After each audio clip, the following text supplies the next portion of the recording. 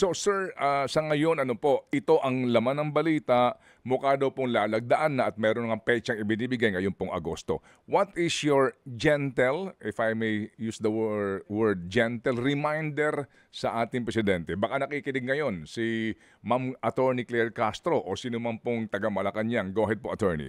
Well, kung nakikinig sana yung mga tagapagsalita o sino mang namumuno o sino mang pwedeng bumulong kay Pangulo, eh baka naman pwede kaming makipagkita kay Pangulo at pakinggan niya ang daing ng taong bayan. Kasi ang pinakikinggan lamang ng Pangulo ay yung mahigit na 300 congressmen at 24 na senador o 324 people lamang na political allies niya. Paano naman ang milyong-milyong taong bayan na naghihintay na ituloy ang nasabing halalan? Sana naman ay pakinggan naman kami ng Pangulong Marcos. Baka naman si Miss Claire Castro ay nakikinig.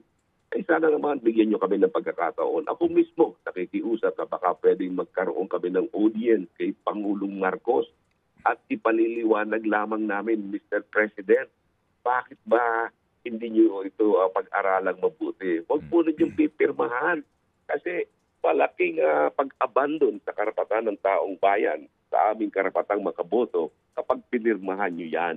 At kung pipirmahan nyo yan, Mr. President, pirmahan ninyo para idito ang nasabing barangay bill na yan. Okay. Yan ang aking panawagan, Ted, na nakikinig si Executive Secretary Bersamin, si Claire Castro, please, give us a chance to meet the President and discuss this matter on behalf of the Filipino people.